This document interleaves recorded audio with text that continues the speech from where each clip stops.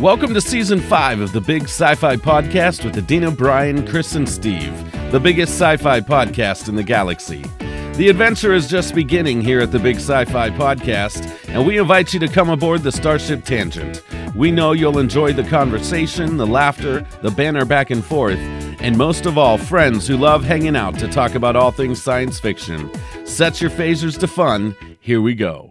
Hello and welcome back to another episode of the Big Sci-Fi Podcast, the show where we have really fun discussions about all things sci-fi. And before I forget, we're part of the Trek Geeks Network, where you can find other really cool Star Trek podcasts, such as the Sci-Fi Sisters. Today, I want to talk about another maybe sci-fi classic, The Last Starfighter. And yes, it's the one where the entire trailer park is strangely invested in this random kid's high score. To help me determine if this is indeed a sci-fi classic are two of my usual co-hosts, Brian Donahue.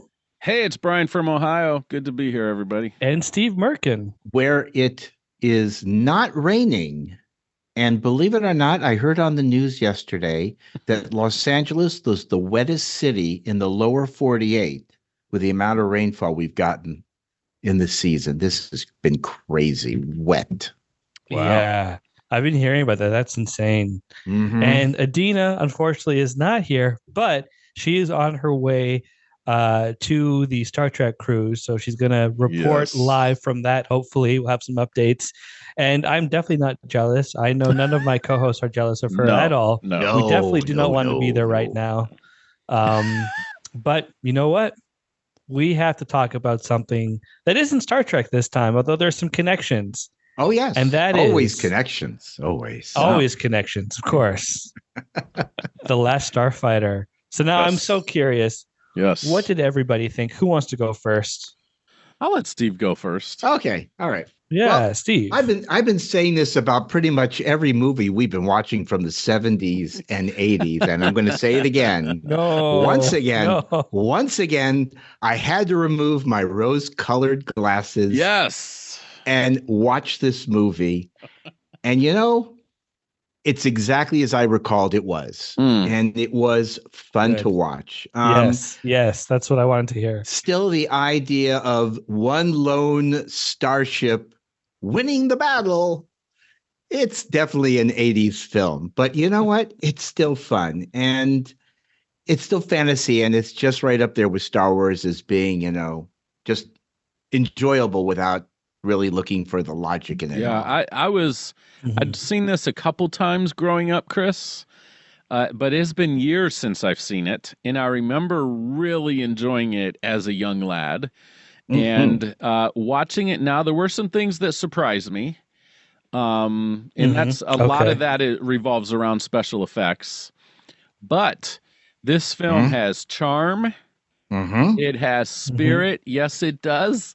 Good. And thank goodness we're all on the same page. There's some memorable stuff about this film, and it was fun, honestly, to just sit back and chill on my couch while I'm eating lunch and watching this and just laughing at the right places. I'd forgotten about the humor in the film too. So yes, definitely. I smiled all the way through it. No, when we were done watching, Elaine goes, "Well, you know, that was an enjoyable movie." I mean, she remembers seeing it when you saw it in the theater when it first came out. But she goes, that was fun, more so than some of the other cheesy 70s and 80s movies we've already been watching lately. So yeah, but it was all around a lot of fun. Yeah, I just want to. But we're. Oh, sorry, Cris. Go ahead, man. I was going to say that's where I am with the film. Like I've seen it. I feel like I watch this every, 4 to 5 years. So I think I saw this 5 years ago or watched it 5 years ago. Still liked it. All of my feelings are the same. I think my issue, I don't know why I didn't pick up on this last time I watched it, but I think my biggest issue or criticism is around the love story. We have to talk about that end, which kind of bothers me. But overall, it's always a fun movie. It's just like, to me, being someone that has spent so many hours of my childhood growing up and playing video games and being told that, oh, you got to pause it, come up for dinner, we're having dinner now. And like as a kid, when you're in that, like if you're doing something amazing, or you're on a really tough level you're about to get through, and then the parent says you have to pause, come up for dinner. That's so depressing. So to see, so for me, it's a little bit of like not wish fulfillment. I can't think of the word I'm looking for, but it's just really cool to see that this town's really invested in this kid's high score or this trailer park. That when he's achieving it, everybody's there and watching, and it's like, man, that's every kid's dream. Right. So yeah, overall fun movie. I always enjoy it. I was watching it with Dill and with one of our other friends because she came over for my birthday. Nyasha, she loved it. She seemed to really enjoy it. She had it. She thought it was charming.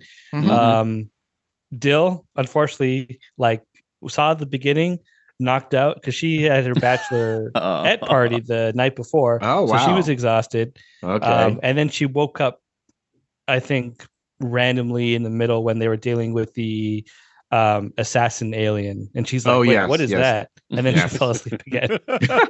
So, but I don't blame her. The movie's not boring, folks. The movie's not boring. She was just worn out. That's because she watched Explorers with me, so she's been through some pretty bad movies.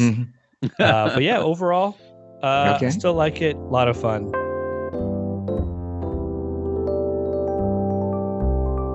You know, one thing I liked about it, Chris, too, is the trailer park scenes were charming and cute and poked a little fun, but they didn't really like over stereotype trailer parks and people that live in trailer. Like the people were charming, fun, quirky for sure.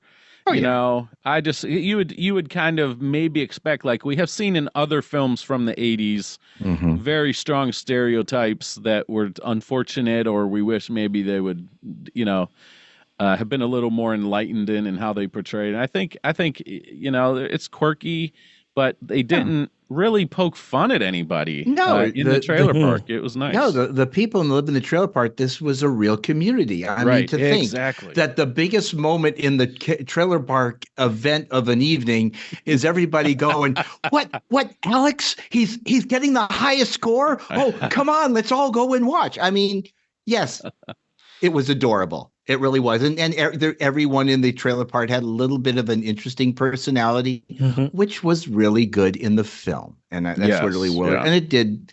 Yeah. And you know, you're asking, one of the questions you asked, Chris, is the plot believable? Yeah. And the answer to that question is yes, because the individual that just won the Daytona 500, William Byron, learned how to drive a race car by playing video games, by doing it simulators. That's how we got into it. And if you haven't seen the movie Gran Turismo, that is exactly the story where playing a video game, playing a simulator, got him to become the best there was and made him successful. So I think it's really good. But the problem with something like that is you have to think about poor George Costanza when he had the highest score on his Frogger machine, and then it had to be moved, and he was trying to figure, if I unplug it, I'm going to lose my score, and no one will know. So, you know, you have to live in the moment, and it was very cute that the whole community lived in the moment with this individual.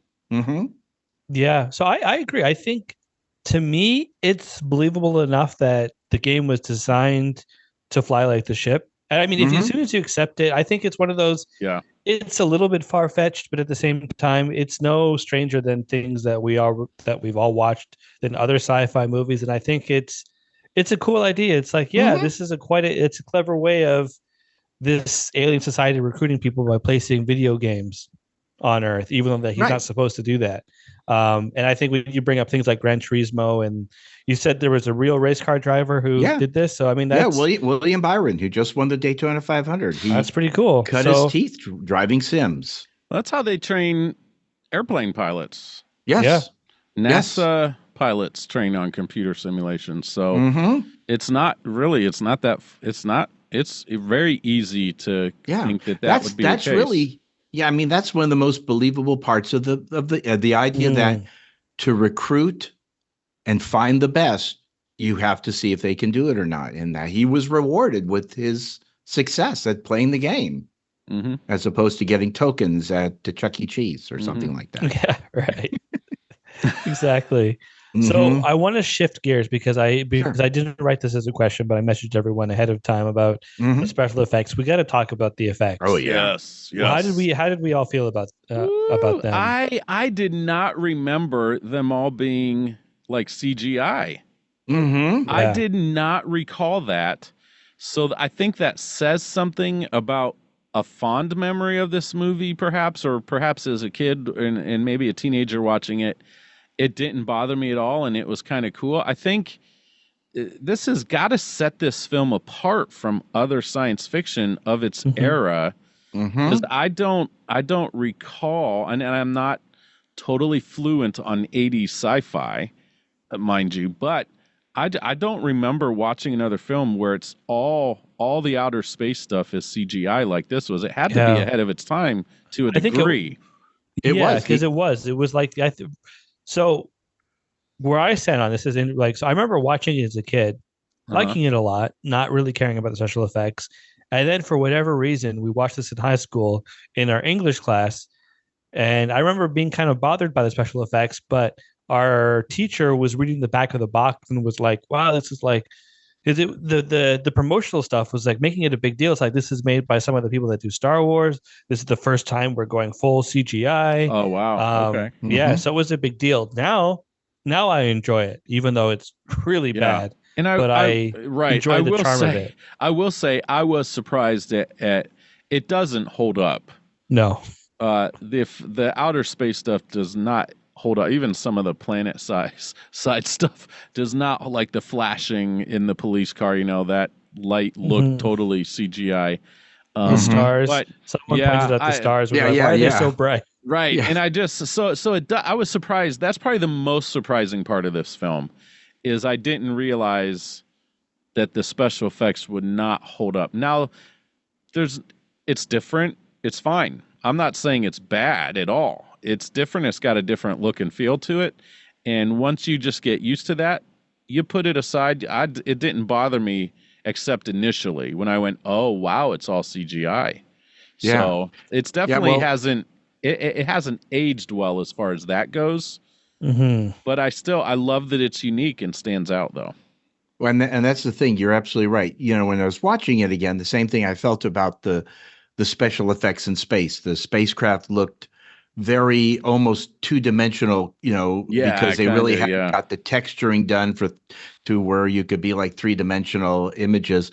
But it did say, I guess I read on Wikipedia, it said like this and Tron were the very first films I'll to be darned. employ computer graphics. And it's funny. I think about it when I saw it in the movie, and maybe on the big screen, it melded better, and you didn't really see the seams that you see on Mm. your television, because sometimes you can really tell where how special effects are kind of dropped in. I see. And yeah, I mean Mhm. that. But again, considering the year and when it was made, Yeah. pretty And- darn and- stand out.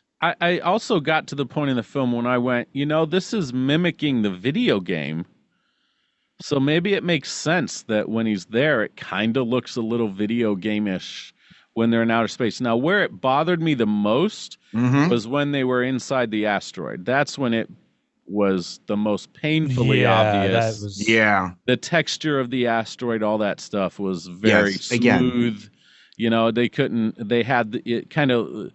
They tried to make it look textured, but it just looked smooth. It wasn't what they can do now but that was when it bothered me the most. But once I just got into it, I'm like, yeah, cool. Yeah, and again, that's the difference between Star Wars, which used models Yeah. and miniatures and could give you a three-dimensional look from a three-dimensional item. Yeah. But again, for what they did and what it was, that was pretty amazing stuff.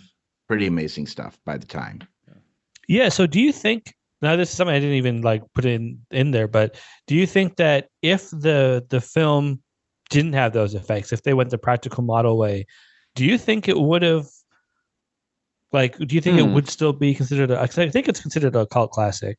Do you think it still would be fondly remembered, or would it just be another space movie? It probably would have aged better if had used models. I think so. I think it would have aged better, just like Star Wars has aged really, really well, and Star Trek films and other aliens and so on, where they had used real models, and gave it a better feel. But again, for what they were doing, and you know what it got me to thinking about when I was watching it? What? This is my very first computer video game, Skyfox 2 from 1989. Oh my gosh! You folks can't see it, but it used 5.5. And one is if you had 3-color VGA or 16-color VGA. And I'm looking at going, if you look at the graphics on the back, it reminds me of what he was, his heads-up display and all that. So I mean, and this was advanced for its moment. Box, that cover in cardboard, it's not quite as big as a record. Yeah. But it looks very close. But it's an incredible box for that. Can I rant for a second? One of my childhood memories and frustrations being a dumb kid. So growing up, I had the NES and I had The Last Starfighter. Oh, really? And so I played that before I saw the movie. Then I think one day we were at a Blockbuster or something, and I guess I saw the movie. I'm like, that's the same movie as the game that I have. Can we rent it? We rented it. And I remember being very upset with the movie because the gameplay was very different than the gameplay in the NES game, not realizing that it's actually Nintendo's fault. Their gameplay was different than the movie. Yeah, because it came out after. Yeah. But I think they even mentioned that in Wikipedia about when they tried to come out with the video game and it was different. Like nothing to do with it. But as a kid, I'm like, well, I played this game first, so clearly it must be the movie must have been inspired by the game, not the other way around. That's how I was growing up. We watched a ton of black and white films off VHS that my grandmother recorded off cable television. Right. No idea. I just thought, oh wow, this one's in color. Cool. Okay. No idea those guys. Many of them weren't even still alive at the time watching some of the classic films. So I feel you. Yeah, that was a revelational day for me when my dad said, "Yeah, son, John Wayne passed away." What? Yeah, he's dead. What? He didn't come Gary back to Cooper. Yeah, he's gone. Yeah. Oh my gosh, my world just. You're telling me Humphrey Bogart's gone too? Yes, son. Oh, crying out loud. All in one day. It was my world. That's a rough day. But you said, "Oh my gosh," and this leads me to, and I only say that because a lot of the characters used the words like, "Oh my gosh, golly gee, darn it." Right. Yes. How did we feel about? How'd you feel about the characters overall? Was there a standout to you? Well, favorite. You want to go? You want to go, Brian, or you want me to go? Oh, you go. Okay. These are pretty much 1980s character. I mean, the guy who wants more, his friends who want less, his pretty girlfriend who supports him, his kid brother that's annoying, his loving and supporting mom who wants it the best, the neighbors that believe in him. I mean, it's all right there. But to me, of course, the standout character is Robert Preston as Centauri. He was just a joy to watch him, and he did the same thing. He's trying to sell folks on something they don't need or they don't believe in. Come on, 76 trombones, really? Who needs 76 trombones? But it was a joy, and it was really great. And also, and I've never forgotten this from the very first time I saw the film, the little brother, Lewis, when he's pulling out his Playboys, and he pulls out the one issue he loves the most, and he says, "Yolanda, baby." It's still the best line in the whole film. But here's the funny thing, and you folks are not going to see this, but you will. We're watching the movie, and there's the early scenes where Maggie, the girlfriend, is going to going to the lake with her friends, right? Right. So she gets out her towel, Is that the Oh, same you had the towel? same towel? Exactly the same towel. And Elaine, my wife, thinks like we must have got that back in the 80s. We've had it for so long. Chris, to see That's that actually movie. pretty cool. I think we need an honorary award from the Big Sci-Fi Podcast to Steve as the most interesting man in the world. He runs into movie stars all the time out to eat in about Just town, eating lunch, by the way. and he's got a towel from this movie. The towel is That's the same funny. one. Elaine had to stop the movie and go. She goes, "I got to go check." Oh my God, it's the same one. That's actually Anyway, really it's cool. just so funny. But really, there was the characters were really, there were a lot of cookie cutter characters. Sure. But But Robert charming, though, Preston, still. yeah, just Yeah. charm. Yes, they You know, all and were. I kind of found like this time, I'm a huge Robert Preston as the Music Man fan. Ugh. He was super. He was good in a lot of films, but that one is a standout, I think. Probably what he's most well known for, I would imagine. I think so, yeah. Yeah. But he was great in this movie, but I kind of felt like he didn't really fit in, like, and maybe that was the point of it, was that he was this kind of jubilant, over the top, quirky character. I loved him. But it came off a little bit different for me this time. That's one thing that I remembered with great fondness, his character. And this time I didn't like it as much as I remembered. Interesting. But without him in this film, the film's way less interesting though, too. Honestly. Because I love, like, my favorite, like, the thing I always remember and look forward to the most in the movie is the first scene when he gets the record, he beats the record, and then Centauri comes, and then they're driving. He's like, "Oh, you're going to be so surprised. You're going to love this. This is amazing. You're going to have the best time of your life." And I was just like, "I just want to know what it is. What are you talking about?" Yeah. And that scene for me is a standout. So I agree. Like, the That's movie would cool. be very different without him. Yeah. Now, my favorite character in the film is Greg. The Greg is cool. character I like who is his navigator. Yeah. And so that I had forgotten how humorous his character was written.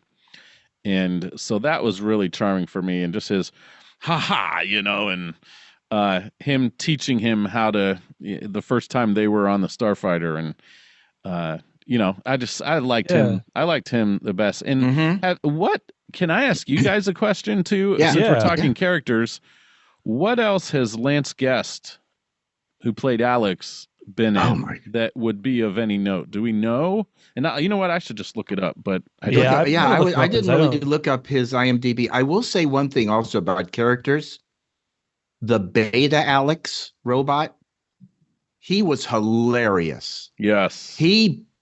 Especially the scene where he's taking off his head to fix it, and he turns and he says to go to sleep, Lewis, you're dreaming. But even so, he was actually the most redeeming character, because he sacrificed himself at the very end to ensure that Alex would be able to complete his mission. And that is true. And he was, I also, the interaction he had when he's trying to understand how he's supposed to have this relationship with Maggie, and he's awkward or confused or whatever, because he's not a human and he's not really this person. He's just filling in for him. So I thought that was really good. From what I can see, as I Googled his name, the Last Starfighter is kind of the standout. He was in one of the Jaws sequels. Jaws the Revenge, it looks like. Yeah. Which I don't know if that's like a popular one. That's not one that you're going to go put on your, like, hey, kids, guess what I was in? Oh, really? That one? Yeah, that one. Yeah. It looks like that's about the biggest. That's about it. Yeah. And that's not unusual that some actors just have that one role. That's it. And they go back to selling insurance or who knows what, Yeah. Yeah, that's true. But then some people you look and you see they just have a list. Like you look at the Dan O'Harely, who played Gurg. He has list of roles that he played is remarkable, extensive. So yeah. Not everybody is they have their one chance. I guess their one chance at stardom. And I thought he was great. I totally I think he did a loved good him job. Yeah.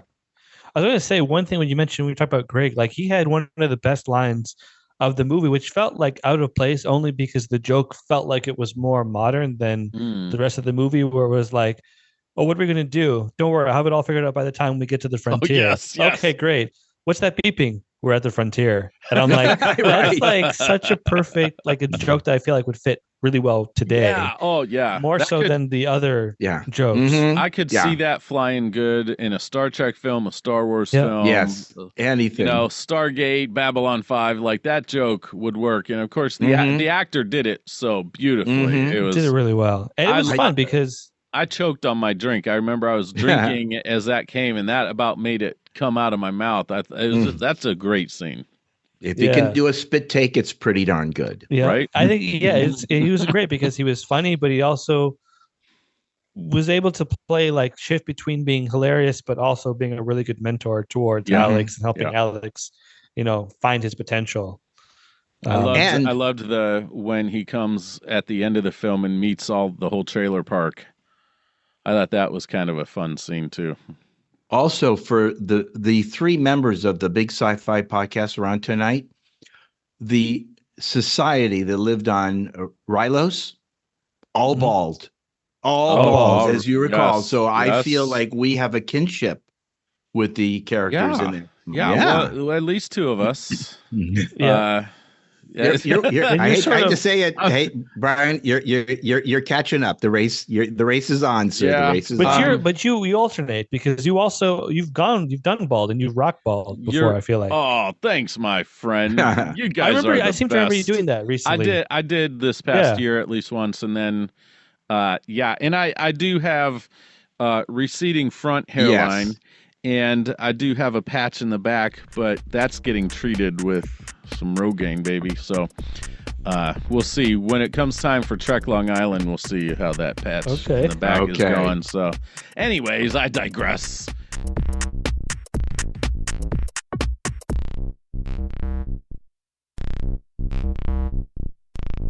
I thought also the Zur, the main bad guy, baldy guy, was fun. I mean, over the top, ridiculous. Oh, so over the top. Oh, yeah. And I So loved how it the was- other aliens on that ship were like, "Can we get rid of this fool? Can we be done with him?"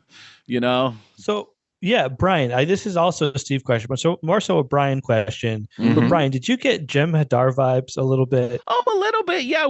Especially with the thing the piece of glass that Mhm. they were looking through, which the Jem Hadar used on their ships.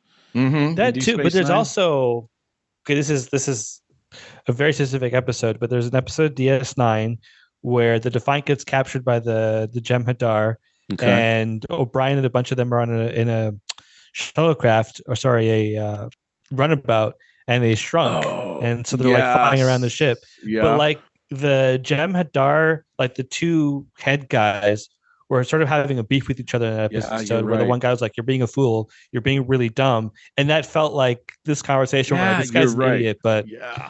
we just I have think- to like bide our time. I think you're A little absolutely bit. right, and I think the name of that episode was actually Little Ship.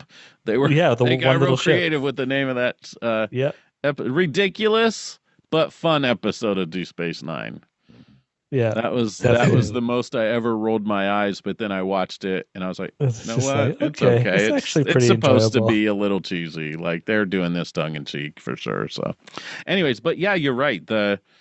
I did not, again, when I watched this as a young lad, remember the humor in that main ship of the bad guys that was going on. I don't remember that at all. I remember just going, man, I hope these bad guys get beat, like they deserve to go. Yeah, well, that's why I love the very last line. And I even said it before he says it. What are we supposed to do? We die. Yeah, Yeah. I mean, I so love good. it. I love it. That was really good. And his little visor thing flips Yes, shut before yes. he's, It's Yeah. it's almost Riker-esque, where the camera flies over to Riker and he goes, fire. Okay, Yeah, I did it's that. almost That's actually- that. I love it. Mhm. Yeah, no, and I actually like those aliens, those villains were very well done. Yeah, And they yes, weren't bad. And Zurg, he was a sniveling little snot that you just want to slap his little face because With he's the dumb obnoxious. scepter. With he yes, liked the the scepter looks He like was it's very something out proud of of a his bad one scepter. from Game of Thrones or something like that.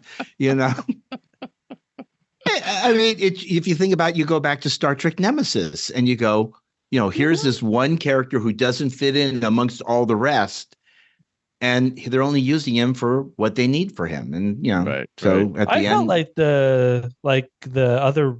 I guess they were using Shinjan. Yeah, that's true to some degree, but that's a whole other that's another thing. Yeah, we already talked about Watch that our movie. Star No, Trek no. You know what? Nemesis episode, folks. Yeah, Speaking you'll of understand what Trek, we're talking about. I guess we Yeah. can jump to two Trek. Did you recognize? There's two people. I did not. I could not find them. Did you Oh, really? recognize? Oh, you couldn't. Did you reckon? So Grandma. yeah, I was going to say, did you recognize the What? grandmother? I knew her right away. I looked at her face and I'm going, why is that face familiar? And I went, oh my God, is that going back to the cage? Yeah, And I had to go check, and she was the keeper. Oh my the keeper. gosh. That's what this is called, right? Yeah. So there's the Okay. keeper, and then did you recognize the alien assassin? Who was when that? He was that in one his I human didn't form? get. When he was in his human form. Yeah, No. before he gets a certain okay. golden cut. No way. Yeah. Who was that? I'm Who was looking that? that up right now. Who was golden that? cut. Because That even one Dill I was like, didn't- "Oh yeah, you can see it in the eyes." Because he is I very could not. intense. That I'm did looking not that up. register. I don't know if I But- believe you, Chris. But Okay, there was what? one Let's other. verify. I'm looking it up. Okay, but there was also one more Star Trek actor that was in the film. Oh, there was another. Ooh, Will Wheaton. He But he got a screen credit, but they cut his scenes from the film. I and they wondered were never about in. that. But we're watching the credits at the end, and the very last one listed is Will Wheaton, Lewis's friend. And we're going, what? Where? What? When? Where I was don't it? remember him in it. Oh, Mark Alamo Hitchhiker is what I found him. yeah, because he's the hitchhiker, but then he goes to the arcade, and then it reveals his alien form. Yeah. My he goodness, I tries to can't believe kill- I missed that. Because You every got time me I on that watch one. the movie, I'm like, "Oh my gosh, I forget," and then I remember. I'm like, "Oh my gosh, it's golden cut." It's funny. All I can think about was just the alien in the makeup, and I forgot about the human form character at the very beginning. So yeah, very Yeah, 'cause good. they don't explain it like super well. Like, okay, why is it because the machine's turning him into an alien, but it's like no, it's the machine reveals his alien form. Yes, exactly. And it does those that whole- aliens are worse shots with their laser guns than stormtroopers are too.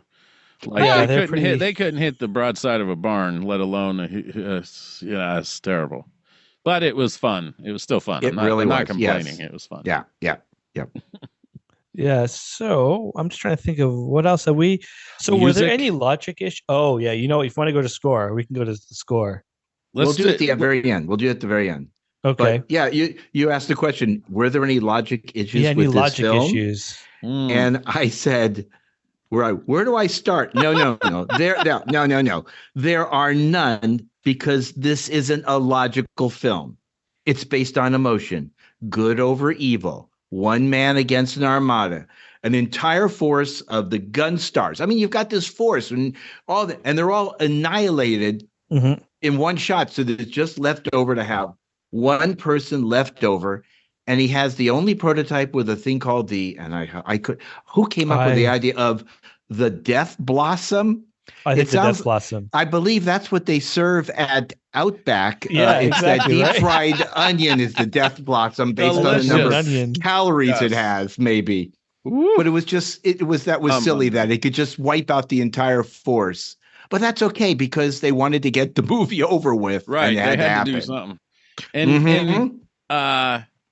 yeah. So logic. I mean, we could nitpick it, but I think I love the spirit of Steve's answer. Yeah. Yeah. It's based off a video game. This is so quirky and fun, and it's one of those films you can just sit back, and I think you kind of get the impression right away as they're working through the trailer park, Mm-hmm. developing that and just showing us some of the characters there, that this is just going to be a laid back film that's going to kind of be serious, but not really. And for me, it was honestly, Chris, it was fun to just sit back and have fun and just let loose and be okay with the very old looking CGI outer space effects, be okay with some of the quirkiness of it because it has so much charm. So we could, I mean, you could say like it's crazy he could ever be able to go and do what he did. That his girlfriend would go with him at the end of the film. Yes, That's exactly. my biggest That's issue. probably the, that he would ask her to do that. But again, I would do anything for love. But I wouldn't do that for sure. Like because I'd. I wanted to get your opinion on this because I feel like we don't know how long it actually takes them to get to Rylos. But I'm like, based on how quickly they were able to go back and forth, I'm like, I feel like that's like what, a 30-minute drive? There's no need for her to go with him to Rylos because like they can just commute. Just come back. Yeah. Because I'm trying to think like the first time, okay, it's like I don't know what time it is at night, but it's at nighttime. Yep. Centauri he gets the high score. Centauri comes. They fly off to Rylos. Mm-hmm. He does the thing. He's like, I want to go back. So they go, they fly back from Rylos to Earth, lands in the trailer park. He goes home, hangs out a little bit. Aliens show up causing a ruckus. Centauri comes back, and then no, you know what? That's not right. I'm sorry. He does go back. I think he comes back in the next day. So maybe it is more of a lengthy drive. Yeah, if we're talking now that as you were talking, Chris, it gave me time to process a little bit. One of the logic, if there's another glaring issue in this film, if we want to talk about it, is the android.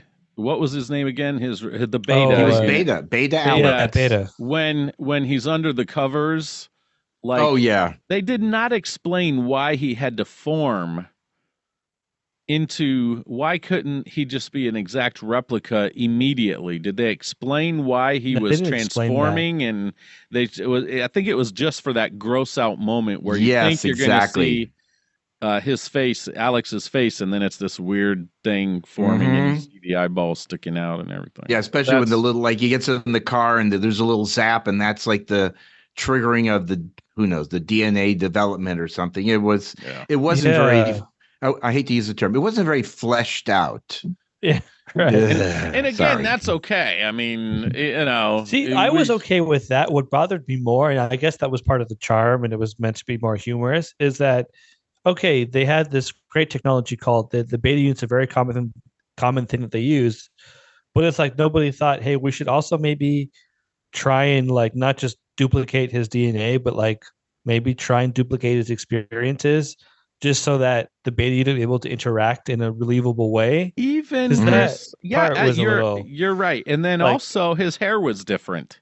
Oh yeah, the hair was different. It was clearly noticeably different. Yeah. Like nobody went, dude, why does your hair, what are you using, new shampoo or what? It looks fuller. It looks a little, it was.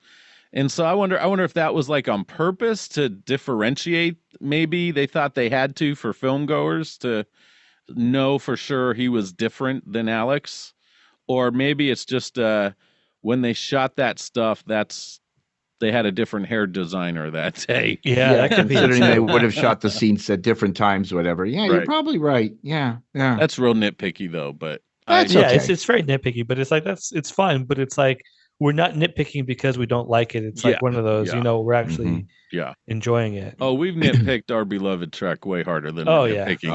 Oh, yes. But then that's okay because we expect the best. We expect greatness from it, and when it falls short, it's a little disappointing. Much like the sets they had on Rylos. Yeah, they definitely look like something right out of Trek from 1996. Or it's going to be 1966. Pardon me, folks. I mean, they look like they were cardboard cutouts. They had the jelly bean lights. They were very. It didn't seem as befitting of what could be done, considering where they are with interior shots of other spacecraft and things like that. It just societies, it just didn't come across as well. So that was kind of like, it was a little too cheesy on their sets and everything. See, I found that okay. I didn't have a problem with the sets. Like I thought it was fine. So there was two interesting things. One, I don't even know what it's called. I have to probably find the name of this, and it's really hard to describe because this is an audio podcast. But there's a device that they go up to that what's the navigator's name again? Grig. Grig. That Alex and Grig go up to. It's a large thing. It has like these glowing red lights, and it's like basically two long tubes with flashing with red lights. Okay. And those appear in Trek, and they like the joke is that nobody knows what they actually do, and they just appear in most of sci-fi. It's like this prop that just gets recycled. The other thing about not so much the sets, but that wasn't so believable is that they knock out most of that space, but then when they land, it's like, oh yeah, no, it's just the middle part that was destroyed. Yes, everything else is intact. Right, exactly. It didn't seem intact. It's all good. And if I had to describe the sets in one word, Chris and Steve, it was going to be cardboard. Yeah, cardboard? Yeah, definitely cardboard lights. And it just didn't look advanced enough, like you said, for me too. It was just. What I did like was the fact that the car had California plates. Oh, did it really? They were personalized. I like that. That was a nice touch. Okay, we have to talk about the car. Does the car seem very familiar? The front end of it does. To another sci-fi movie that maybe aged a little bit better. Right. Which was first, Back to the Future or this? I think this might have been first. I think because this was 84, right? This would be Back first. to the Future was 85. Okay, so it's the other. Maybe Back to the Future said, "Oh, we kind of like that. What do we got?" Yeah, I was wondering about that because it's just like interesting. It's like the minivan version of the DeLorean. Yes, of the DeLorean. Oh, definitely the minivan version. And I mean, it kind of looked, and also if you really, it kind of made me think of the next gen shuttlecraft a little bit too, just a little bit sleeker and smaller. Just the general shape of it kind of reminded me of that too. Yeah. Oh, I can see that a little bit. Yeah. No, it had that Sid Mead sort of look to it, very futuristic. If you think, I mean, yes, Blade Runner, much better special effects and better so on and so forth, but it still had that going for something that looked conventional or really believable, but also was futuristic, where the wheels fold in and the whole thing turns into a spaceship. And then, of course, we don't know what its propulsion system is or how it's able to do that. It just, we just accept and move on so the story can get to a certain point. We should start a write-in campaign, pick the production company of our choice, and say, you guys should develop a Last Starfighter TV series. What would that look like? Oh, we got to do this. I want to do this. But answer me this, fellas. Yeah. The stupid glass window between the front seat and the cabin of that car. What was that about? The glass separating them. Remember that? All the best limousines have that. You're right. You're right. You know what? Here's the non-canon answer. Centauri, he's been hanging around Earth for a very long time. He's been hitting up all the major cities. So he's had a lot of time in New York and is like, you know what? I've seen some things in New York. Let me get I've been in New York cabs. Let me put that up. That's why there's a glass. Wonder if it's a smell thing too. That was my first thought, was maybe Earthlings smell weird to them. So I don't know. Yeah. But it was a bit like, okay, that's a little much, yeah. Hey, music? Let's get to Brian's favorite discussion point, the music. Okay, I thought you were going to say food, but it's music. Yeah. Okay. So I think the music in this film is just fine. That's it? No, I think I'm not going to seek it out to listen to it unless maybe the main theme I might add to a playlist. I might do that. But the music serves the film well, I thought. And it wasn't like The Black Hole, which we recently discussed, that had, the music was fine up until a certain point when the real action started. And it was like, oh my gosh. Yeah. Just trying too hard here and getting in the way and being too noticeable, So I felt as I was watching it, because I knew we'd have this part of the discussion, My thoughts is I think the main theme is memorable enough and fun. Uh, I don't know if I'd call it classic. It's nowhere on the level of the motion picture theme, next gen theme, or Star Mm-hmm. Wars theme, and all that, or Indiana Jones or anything like that. But Mm-hmm. it's memorable, and I think it's fun, and it really serves the adventurous spirit of this film well. And so I was happy with it. I was like, oh man, yeah, okay, this is good. It didn't get in the way, and that's the main thing for me with film scores. If you're noticing the music to the point of it's almost distracting, then the composer hasn't, or the direct, the mixing, whatever it is Mm-hmm. off. But so there. To me, I wrote down it has a nice military style to it. It's Yeah. not memorable, but the thing was is that it wasn't memorable, and so yesterday I was cleaning and I said, you know something, I'm just going to put the soundtrack on my phone and I listened to it.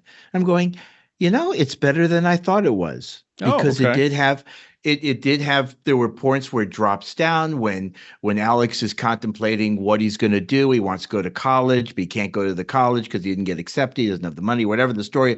And the music takes kind of a whimsical style, but then, Hmm. during the sequences, it has the battle military style to it. Um, Even Lane said she thought it had a little bit of John Williams-esque to it. Oh, interesting.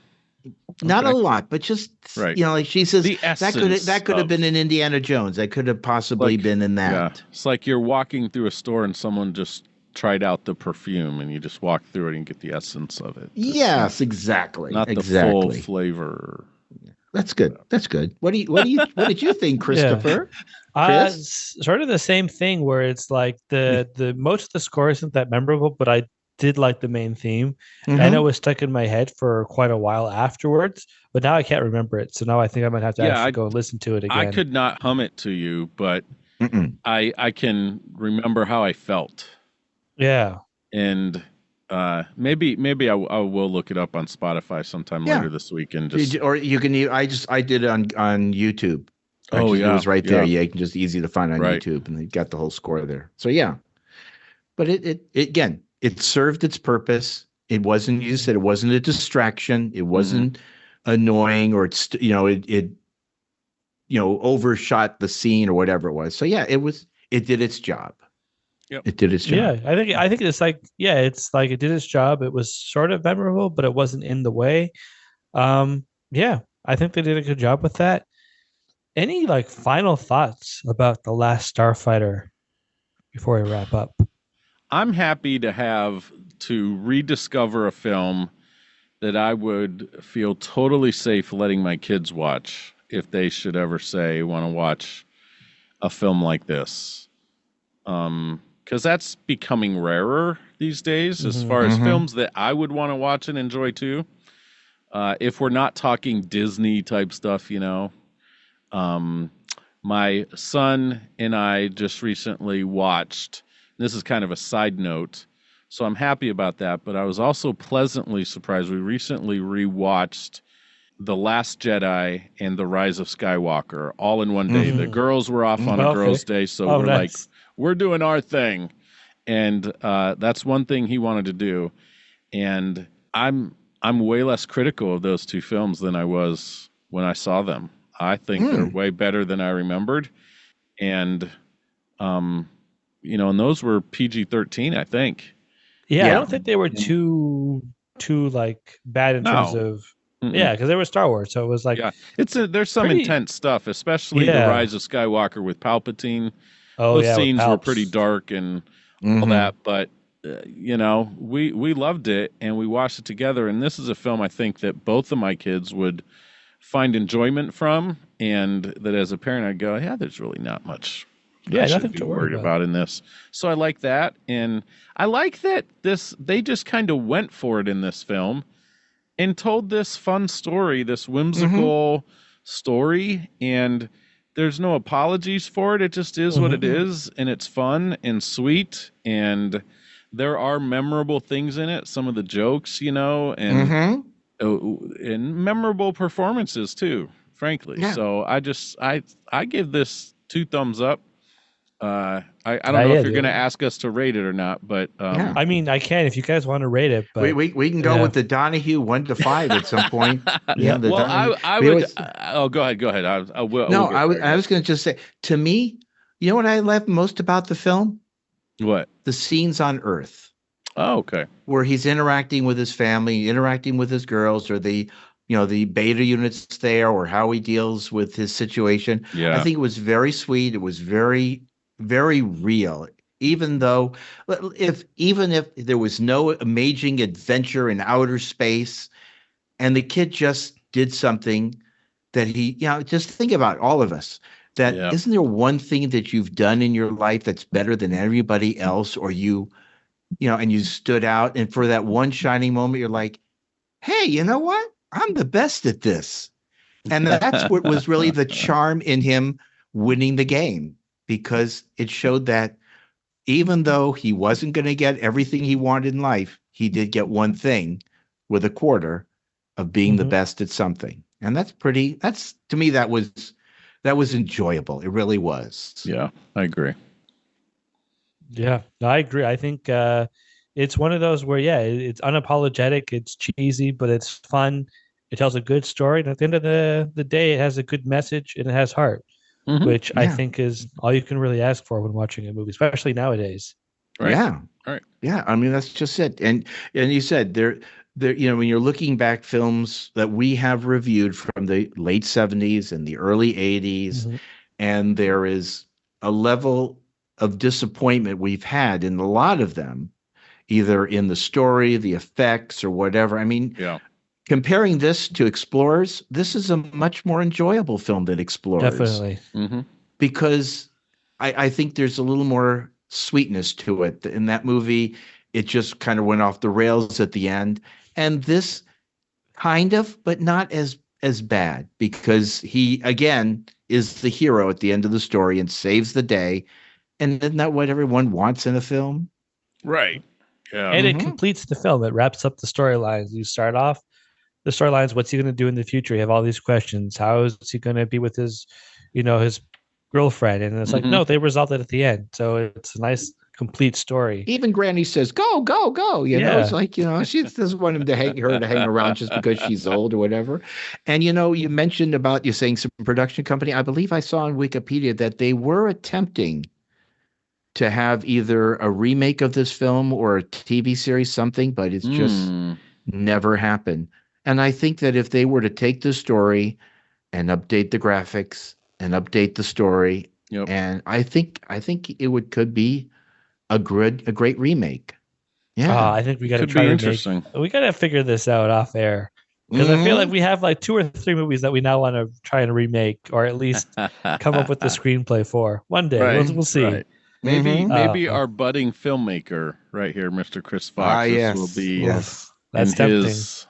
I have a tremendous go, but I've got a tremendous amount of old model kits in the garage. I can build you anything you want of a spaceship, and it'll be 3-dimensional. Chris, maybe you need to hook up with our friend Jeffrey Morris, and see if you guys together can put together a Last Starfighter. I think project. That sounds like. If he feels as strongly about the gun star as he does about the Eagle, then yes, I think it could happen. Right. Yeah, that'd be cool. I would rate this film, okay, and I'm going to give this a very enthusiastic from 1 to 5 stars. I'm going to give it a very solid, enthusiastic 3 stars. Okay. And I say that with, it's just not a 5-star. I don't think it's quite a 4-star. I don't think it's a 5-star. Very enjoyable 3-star film. Because there are plenty of, not that this was a B movie by any means when it came out. There are plenty of B movies that I love that are just, made on the cheap that are fantastic. This was not made on the cheap for its time, but you know what I mean. So I think it's a very enthusiastic 3 stars. I would watch this again. I agree with you, Brian. I would give it 3 solid stars. The movie cost $15 million to make. I think it said it made about $30 million. So it was kind of a disappointment for, return for cost. But, it's one of those films that probably still has legs. Yeah. in the years that have gone by. That people who haven't seen it will look at it with nostalgia, and your kids will watch it and they'll go, well, this is pretty cheaply made, but you can explain what was going on at the time. But still, what's the story? What's the characters? Are they likable? Do you trust them? Do you believe in them? Do you and if they fit all that, it's a good film. It's a good movie. It was so charming. It was so easy to overlook how outdated the effects seemed. And that's good filmmaking. And, because not everything is going to look like it does today. It's not going to be in super HD. It's like, there's going to be differences in quality, but I think this film, I hope people hear us talk about it, Chris, and go and watch it again, or maybe for the first time. Maybe there'll be fans that'll see it for the first time. That's the nice thing. I hope that we've said this many times. Watch it yourself. Yeah. Make your own decision, and please share them with us on our Facebook page, our email address, wherever, and share us what you think of The Last Starfighter. I want to know what Chris would rate it too. Yeah, this is hard because I think I gotta just stick with you guys. I think an enthusiastic 3 stars is probably good. Because, this might be the first time. Now, Adeena's not here. No. But this is the first time we've had any type of rating it the same star. Yeah, because usually I go a little bit higher. But I think probably 3.5 or 3. An enthusiastic 3 to me seems reasonable because I like the movie a lot. But probably not enough to give it a 4. But something that I go back to every few years.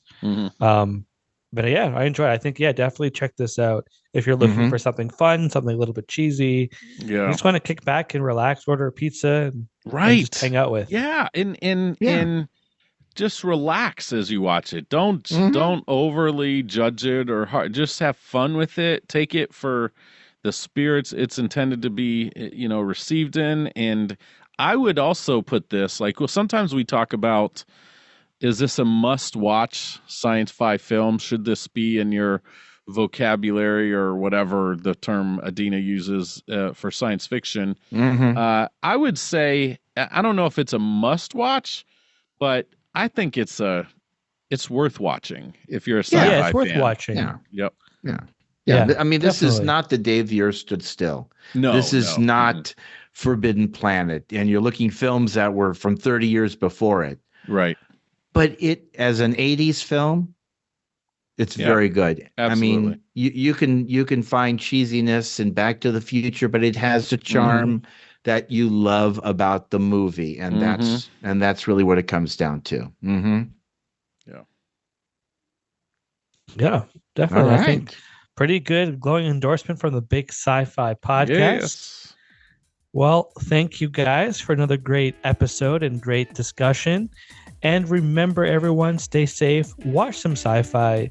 And you know what? If some guy is supposed to hang out with you but can't because he has to go hang out with his parents and do some stuff, some chores around the house, let him be. Don't make him feel bad. Yes. And with that, we'll see you next time.